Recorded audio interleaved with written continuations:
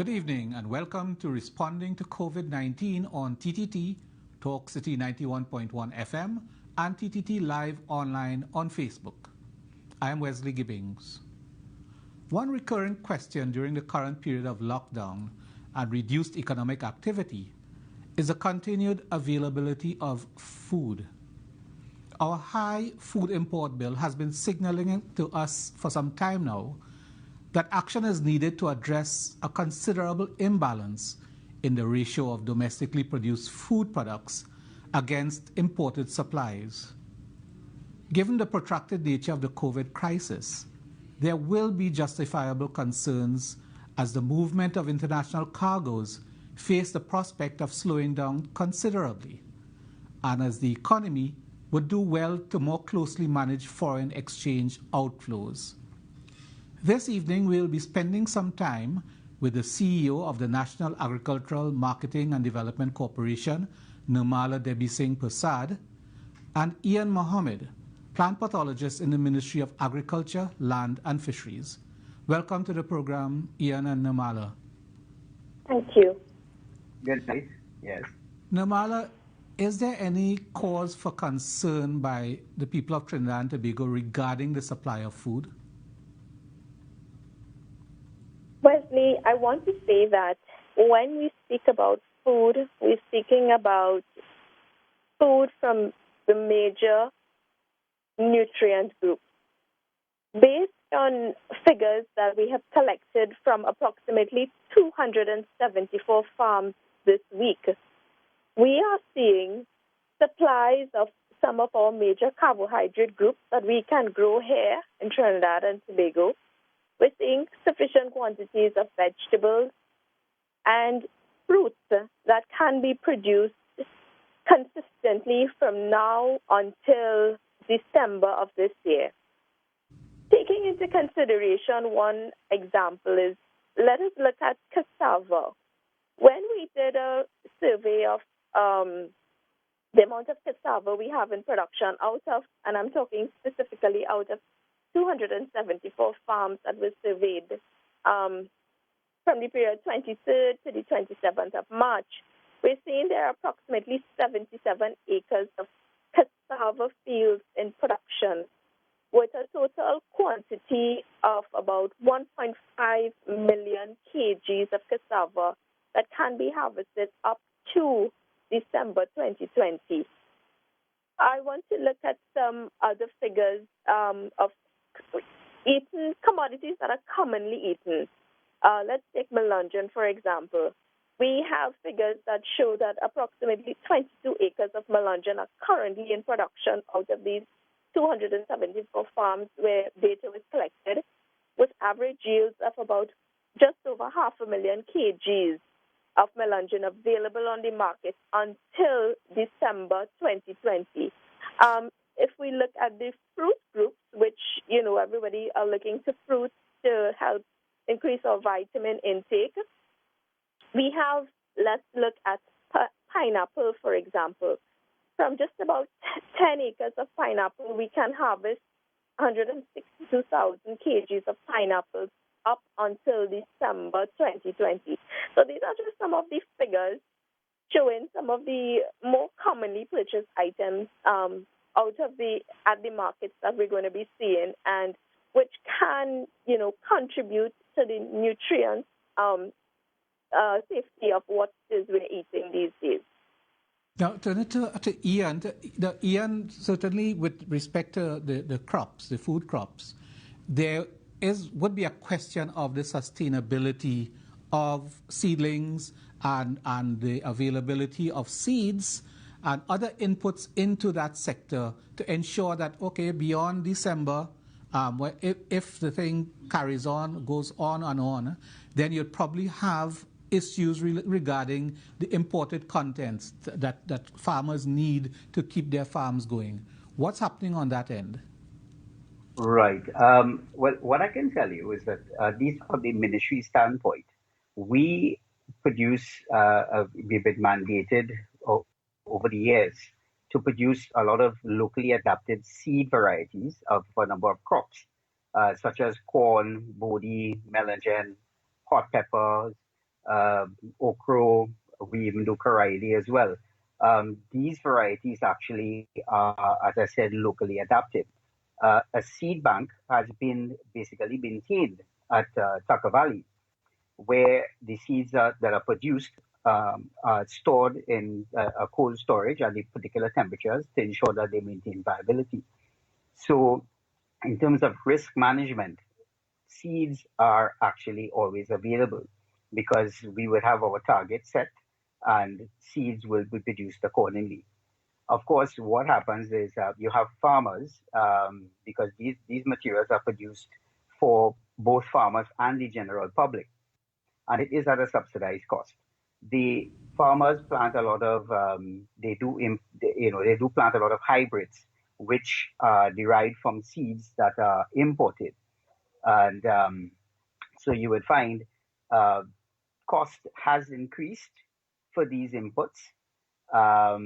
Farmers themselves are finding it, I guess, difficult sometimes to afford these seeds because with growing, conditions in terms of foreign exchange and so on, I would anticipate that they may have some price increases. The farmers themselves would probably feel that. And but we are ready in the sense that we do have a lot of farmers that actually do buy the seeds and plant, as well as those who will plant the hybrids. So we do have seeds available. But what's the issue with using the domestically developed seeds? Is it a matter of taste or size or productivity? Right. Well, I'm glad you asked that. It's not so much a matter of as long as you produce or grow your crops following certain fertilizer programs and so on that have been developed, the produce from it is quite palatable.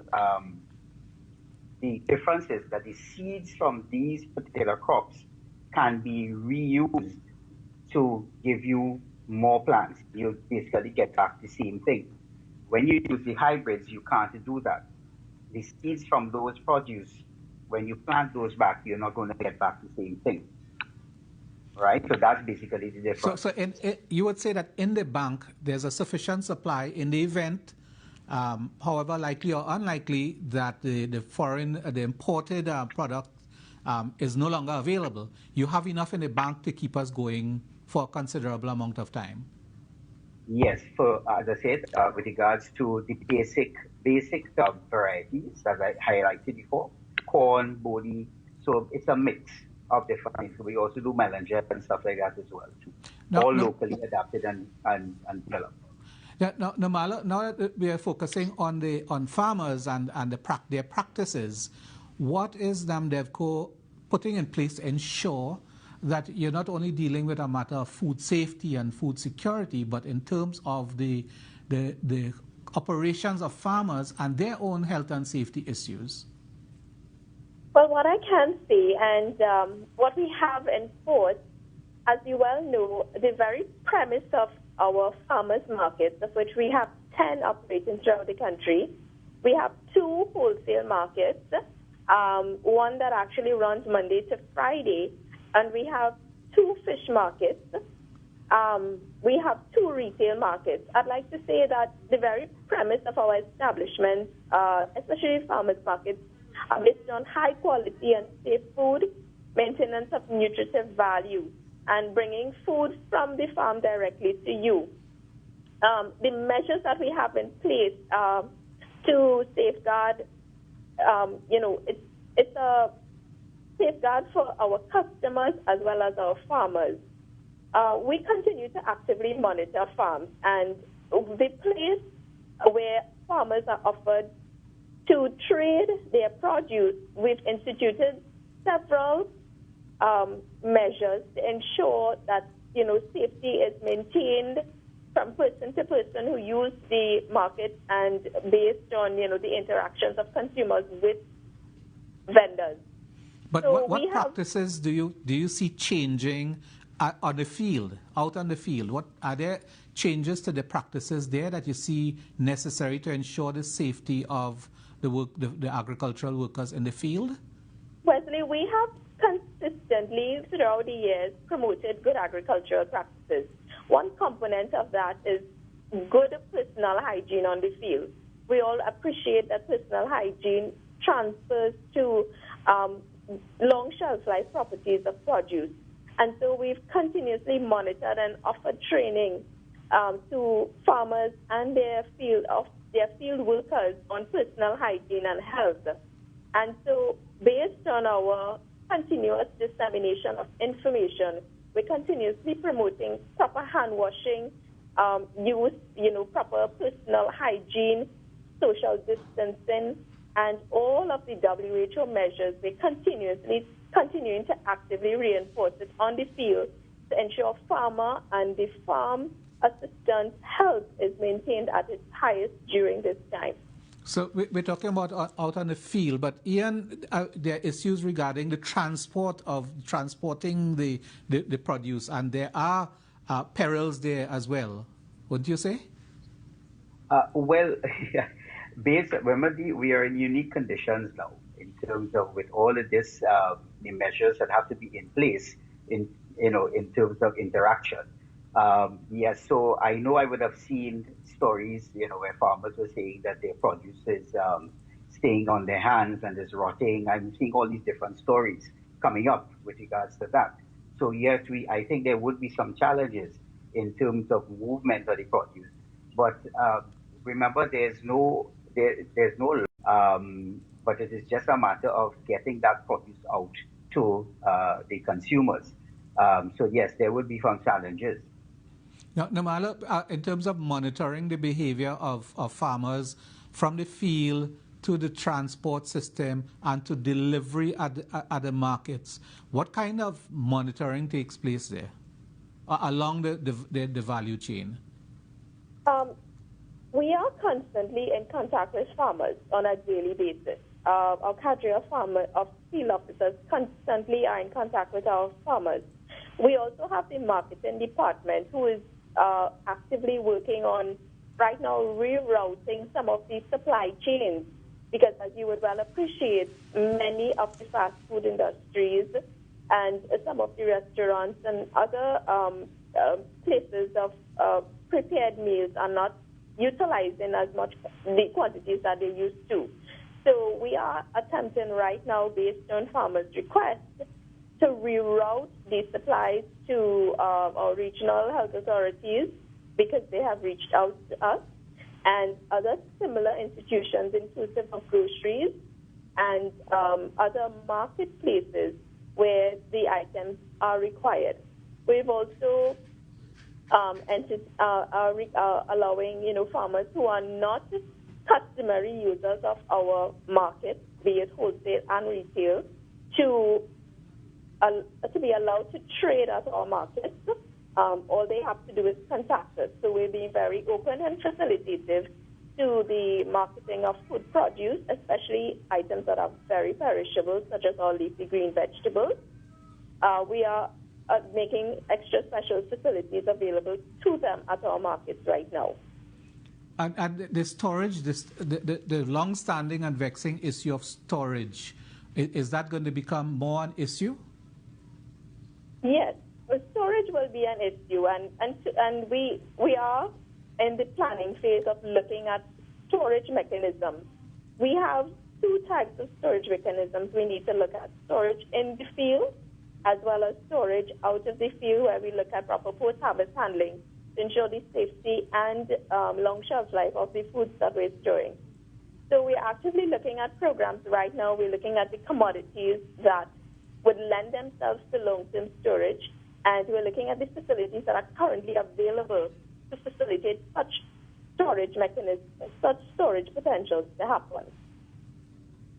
Okay, so Ian and Nirmalla, can you stay on the line? We're going to take a break now, and we'll be right back.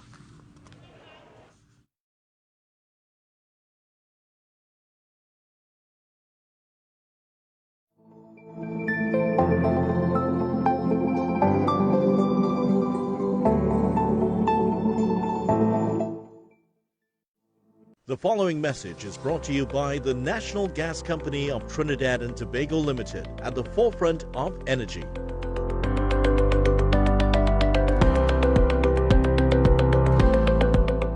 practice social distancing and protect yourself against COVID-19 virus. Keep your distance from other people. Respiration droplets from a cough or sneeze can travel up to 6 feet and be inhaled into the lungs of the person within range. Protect yourself by staying out of reach. Make a conscious effort to avoid crowds. For example, if within range, think about walking or riding a bike to a destination instead of taking public transport. Keep your distance and avoid contaminated surfaces, because more people means the more surfaces get touched. For example, door handles, phones, remote controls, light switches, and bathroom fixtures. Don't hug or shake hands. If you have to meet with someone in person, find an alternative greeting. Tip your hat, wave, or offer a friendly gesture. It's up to you to protect yourself and your loved ones from the COVID-19 virus. The preceding message was brought to you by the National Gas Company of Trinidad and Tobago Limited, at the forefront of energy. With so much information about COVID-19 on the news, children can become overwhelmed and even fearful, especially if they have a medical condition. As a parent, you can help to manage your child's fears and anxiety. Provide your child with the correct information about the virus. Remind them to wash their hands frequently with soap and water and to cover their cough and sneezes with a tissue or into their elbow. Monitor what your child sees about COVID-19, especially on social media, where the information may be misleading. Be aware of your own response. Instead of panicking or appearing anxious, reacting calmly could help to allay your child's fears and anxiety, and they too will model your behavior. Remember, how your child responds is dependent on you. Knowledge is power. For students at home following the closure of school to contain the spread of the novel coronavirus, now you can view TTT and stream live on Facebook at TTT Live Online SEA Time, focusing on mathematics and language. All you have to do is tune in Monday to Fridays for mathematics at 9:15 a.m. and language at 1:15 p.m. SEA Time, Mondays to Fridays on TTT, and streaming live on Facebook at TTT Live Online is an initiative of the Ministry of Education in conjunction with TTT Limited.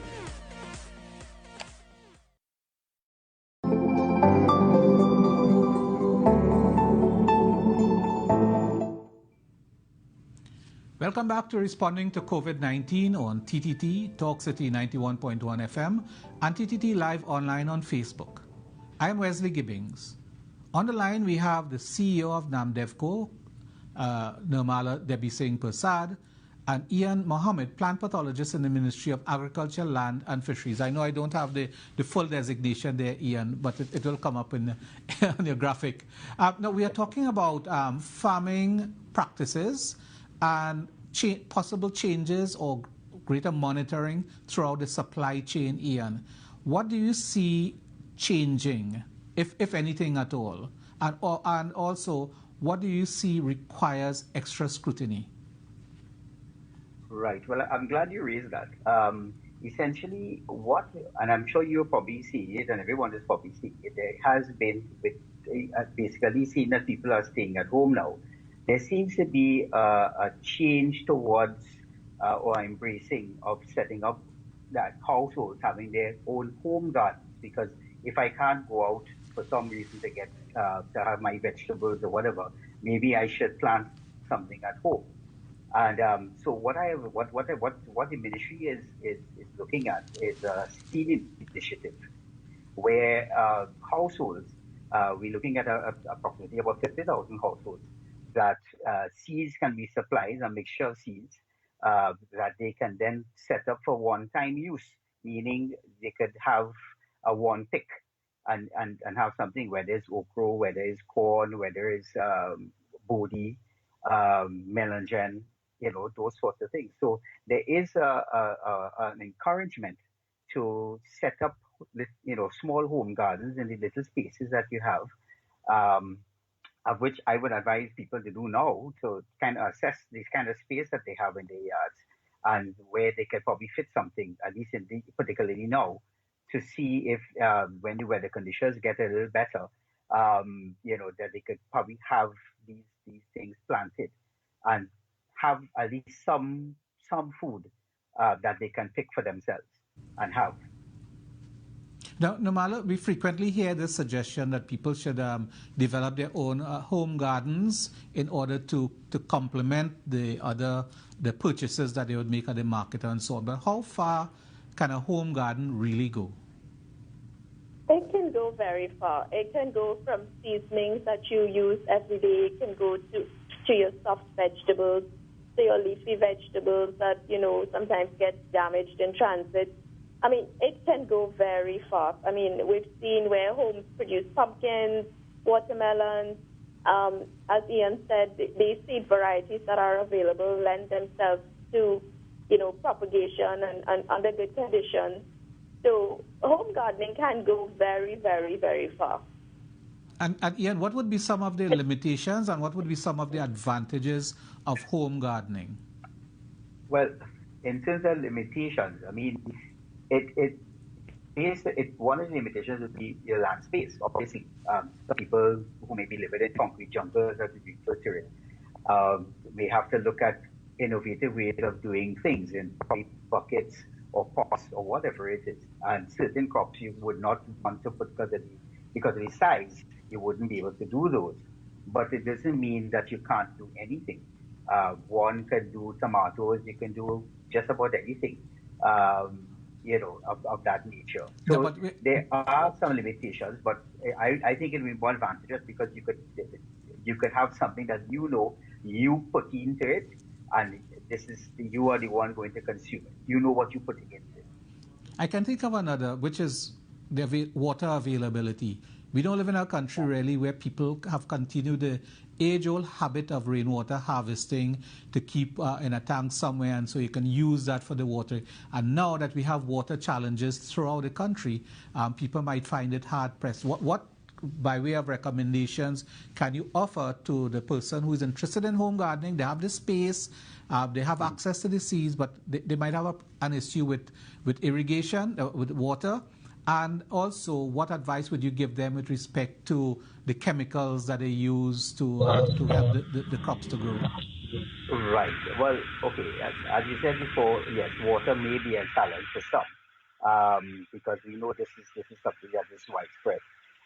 So maybe they should look at the time that they plant these things. A lot of people rush to get seeds and to get stuff for Corpus Christi because it's the rainy season and it's the time where you get it's the right time to plant. So they may need to look at it from that perspective, maybe set it up at the time when they will have that kind of water accessible and they could collect it and use it to wet their plants. In terms of chemicals, it's not about using any wide or long list of chemicals, but rather your little fertilizer, and you're not going to over-fertilize because it just requires, it's a small space, it requires small amounts. So, it's just a matter of that. You could practice IPM, meaning that you may not need to spray anything if there are no pests, or even if there is, you look at how much is there, and it can withstand it, and you may not have to spray. So it all depends on how you want to approach it. Yes. Now, Nirmalla, through all of this, I can see some people who are looking and listening, who are wondering, what about the meat? What about the protein element of all of this?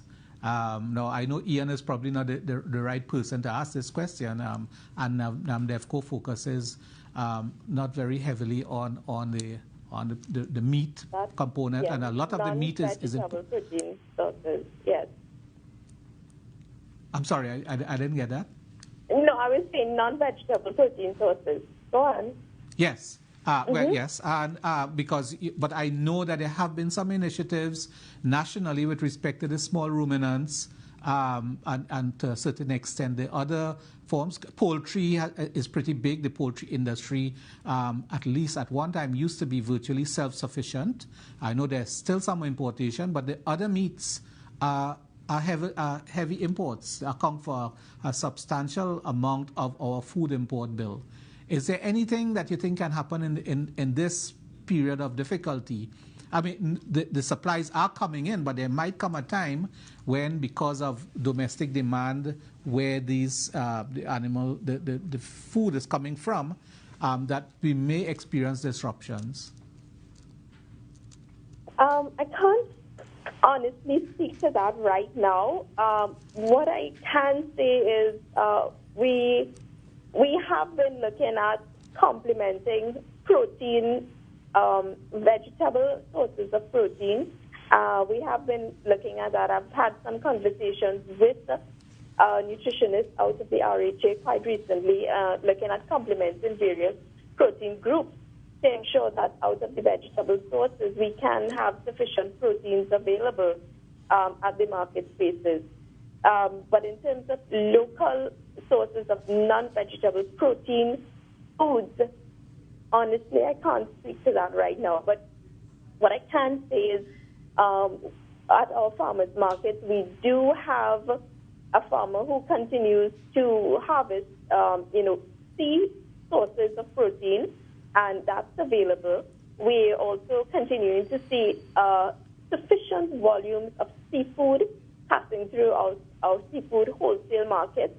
I'll give you an average estimate of about 5,000 pounds of fish per market per month is what we're seeing. Obviously, now that the Lent season is being observed, we're seeing a few more hundred, maybe a few more 1,000 pounds of fish passing through the market. So, Wendell, based on alternative sources of protein and their availability, I can speak to what's happening within the vegetable kingdom and what's happening out of, seafood sources. Now, you touched on this earlier because the other category now, which has to do with the root crops and the tubers, I know that there were special initiatives taken over recent years to boost the harvests and to boost the production of the root crops. How successful were those interventions, and what's available on the market now as a consequence? I do know that the ministry would have looked at different varieties that lend themselves to high disease resistance and higher yields. Those cassava varieties have been distributed and they have been performing well. And so based on your first question, the root crop availability as an alternative carbohydrate source to our imported carbohydrates, we are seeing quantities of cassava, dasheen, sweet potato, and even yams on the market for a significant period of time, and we're talking up until approximately December of this year. Right. So Ian, this falls in your garden practically. What's the outlook there? Right. Well, I was about to say that just to add, actually, in addition to producing the seeds, at Tucker Valley there, we also, would produce a lot of these cassava varieties, particularly the MX variety, because that is the one that seems to be quite popular. We have also some other ones. We also do sweet potato. So we basically would have material available. We have had a number of orders coming from farmers for planting material for both cassava and sweet potato once it's available. And I just wanted to say that, the minister has been trying has been working really well to drive a lot of the initiatives. You spoke about the wheat and all these things like that, of which I can't really speak to too much. But I know for a fact that he has been doing a lot of work with regards to that. And I anticipate that given, in a matter of time, these things would more or less come to the front. But a lot of work has been going on along those lines. Now, right? are root crops appropriate for home gardening as well? Again, it's all depending on land space. If it is that if your backyard is dirt, or you have an area that you could have access to the ground, you can plant some, cassava, obviously based on your space. You don't want to plant it too close to where your foundation is and so on, because it is a tuber. You have to dig it to get access to it. But I know of people who have their little cassava plants and so on in the backyard, and they dig the cassava, and you could take the material, the sticks, and you basically can plant it back to make more plants. Yes. Yeah. Now, Nirmalla, are you seeing this current period where there might be a level of uncertainty about the supply? that it's perhaps a very good time for us to reconsider or to consider once more the notion of import substitution, particularly when it comes, we are talking about carbohydrates here, for example, where we import potatoes, but we do have cassava, sweet potatoes, dasheen, yam, and so on, that more than adequately compensate for the imported products. Definitely. They can substitute for our imported products. And from a health benefit point of view, of course, a lot of these foods are classified as low glycemic index foods. So, and they are gluten-free as well because, we have various persons in society who have various dietary needs. So these groups of carbohydrate food sources lend themselves to so many lifestyles that, are looking at alternatives to flour, rice. We also have, I must mention at this point, about 8 acres under production with hill rice that we are monitoring. Of course, there's more acreage under production of hill rice, but we have picked up values with an average yield of about 5,500 kilograms up until June of this year. So there are some local available foods that can substitute for the imported foods. Of course, they may vary based on the menu preparations and the taste and the outlook, but nevertheless, they lend themselves to the same menu applications as you would the imported sources. And Ian, you spoke earlier about the local varieties, plant varieties that are available, and perhaps farmers were not paying too much attention to it. And so is there going to be a special initiative now to encourage farmers to use the local varieties? And if so, what would be the advantages you would talk to them about? Right. Well, okay. Well, just there's always, an effort being made for farmers to, basically cultivate or plant some of these locally adapted varieties. And there are a lot of farmers who do. And so it's just a matter of we would ensure that the message gets across about the suitability of these varieties and the fact that the seeds are available at a subsidized cost. You have a pack of corn seed, for instance, going for as little as $2. So when you look at your cost of production, if it is you could pay $2 for a pack of seeds that has at least about 1,000, a little over 1,000 seeds in it for only $2. You could think about the returns. The variety is a variety that was developed, through the research division in the ministry. And so, these are things that over a period of time, the messages will get across. It has to. We have other divisions in the ministry that work, assiduously to try to put, this information out there. The Ag Services Division, which I'm part of, our mandate is to ensure that material is always available for the farmers, be it seeds, be it plant material, and so on. Yes. Now, I mean, another crisis that we have not raised at all, but has a bearing on food production, agriculture, is the climate change crisis, the climate crisis. Nirmalla, is this a preoccupation of Namdevco and the people at your level in terms of food production in the country? The changes that are occurring and the challenges emerging and currently existing that farmers face as a result of changing climate conditions? Yes, it is. There are challenges our farmers are facing with changes in climate. It is something that we are working collaboratively with other agencies to address, but it also provides the opportunity for increased production of certain commodities that are commonly imported. Where some of our varieties we are seeing, they are continuing to show good production, especially in some of our vegetable groups. where the advent of, increased pests and diseases as a result of climate change, but we continue to work collaboratively with our line ministry to address, for our farmers as it ultimately affects production volumes.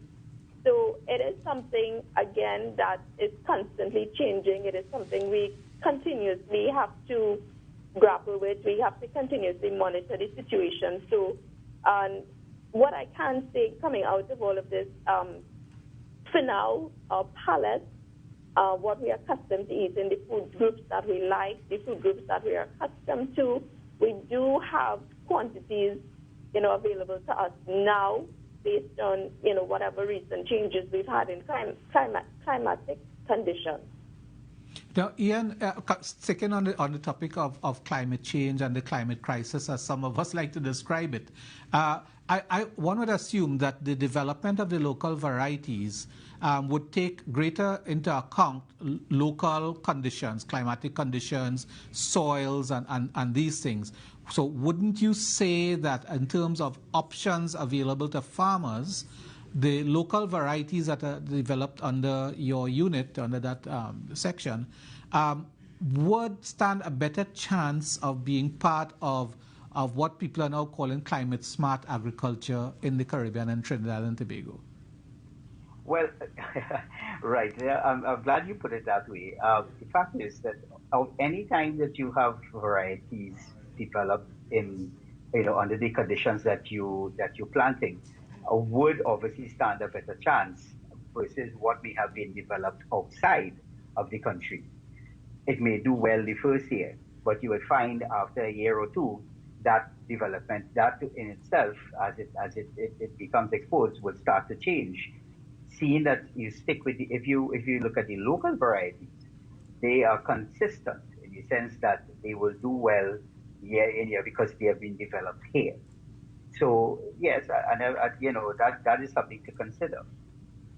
And Nirmalla, sticking on this topic, we have had agriculture in Trinidad. Now, I'm not sure if within recent years this has altogether been the same, but you have periods of shortage that are followed by periods of glut. To what extent has Namdevco been able to address that particular phenomenon? That phenomenon continues, and what I can say based on the monitoring of price and volume, which is predominantly takes place at our Macoya market, there are various factors that cause that. From time to time, it's amazing the various amount of external factors that cause, peaks and troughs in the supply and demand, supply of various produce. So, one of the solutions to that is planned agricultural production. And it's something that we have been thinking about, but we need to remember that farmers they grow what they're accustomed to growing, they grow what they're familiar with growing, they grow what is applicable, and most importantly, what is applicable to the soil type of the lands that they are cultivating. So there are many, many factors that affect, these peaks and these troughs of what we're seeing. Even though we see, gluts on the market sometimes, what I can say is it does not last for very long periods. Mm-hmm. Perhaps the last one we would have seen was a significant decrease in the price of tomatoes because of increased production and increased supplies. But, the market was able to deal with that force, and, it put a lot of people into value-added production as well. So, a lot of industries came out of it, despite the fact that it came out at the cottage industry stage. It placed people into positions where they can create business opportunities. And in creating business opportunities, we go back to link the chain where now we have farmers who are, for want of a better word, contracted to produce for these agro-processing industries. So there are advantages and disadvantages of having these gluts on the market. Yeah, and I was going to come to that because certainly there are value-added opportunities available, because the short crops in particular, you would have issues with storage. So, I mean, there's very little prospect, I mean, from my layman's perspective, of saying, okay, you're going to put that away. So if you see the onset of a glut, you put that in some storage somewhere, and then you sort of level supply and demand in such a way that the prices don't dip too low and the farmers can gain and can earn a profit. But the value-added component, as Nirmalla has said, that agro-processing has provided opportunities for people in agriculture to address the issue of surpluses, particularly if there are opportunities in agro-processing and other value-added activities. That is clear. I mean, the thing about this is that if it is that you have markets for the produce, as Nirmalla was explaining, you will find a reduction in maybe a glut period, and you will have a steady utilization of the produce.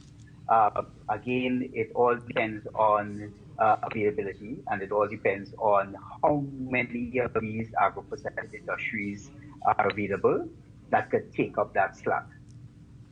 Okay, we just have a few minutes left. So I want us to close the program by giving listeners and viewers, we did it at the start, but perhaps we can close on that note, giving them a perspective on how well we sit at the moment with respect to supplies to ensure that people have access to food over the coming months. So Nirmalla, I'll start with you. Okay, so I want to let our listeners know that where we sit based on our values that are coming out of the field, there is food available on the market. Our farmers are continuing to produce. There are new farmers who are contacting us, asking us what they should produce, what are some of the ideas, what are some of the trends, and we have been advising accordingly. Of course, there are certain critical components that farmers must ensure before they enter into any production practices, one of it being your soil analysis, okay? So we continue to follow those stringent measures and advise farmers who want to get into production. We're not only looking at production open field, we're also looking at technology-based production. We have a lot of farmers who are getting into hydroponics, aquaponics, and they're actively looking for markets because these technologies lend themselves to a different type of product with a different, safety component in mind. I just want to also reiterate that at our markets, you're going to see controlled access to the market on behalf of consumers. You're going to have timed periods to do your shopping. The vendors are further apart from each other than you would normally see. There are select smaller groups of persons that are going to be allowed to shop at our markets. There's going to be heightened security. There's going to be a mandatory hand wash and or sanitizer station upon entering each of the markets. You're going to be noticing a lot of social distancing enforcement, and you're going to be noticing something that we've also tried to establish is foods that are eaten without a regular kill step. I mean, foods that are normally eaten raw and not cooked. We've asked our farmers to start bagging them because these are vulnerable surfaces. And, we just want to ensure the safety of our customers and our farmers because we need to safeguard our farmers to ensure that they're continuously in production to supply the volumes that we are seeing on the field from now until forever. Okay, Nirmalla, thank you very much. We have to leave it there, Ian. We're going to bring you on for your last word at some other stage. But this evening on responding to COVID-19, I have been speaking with the CEO of Namdevco, Nirmalla Debysingh-Persad, and Ian Mohammed, plant pathologist in the Ministry of Agriculture, Land and Fisheries. He is the Deputy Director of Crop Production in the Ministry of Agriculture. Our focus was on food in the face of the pandemic. Join us again tomorrow at the same time for more.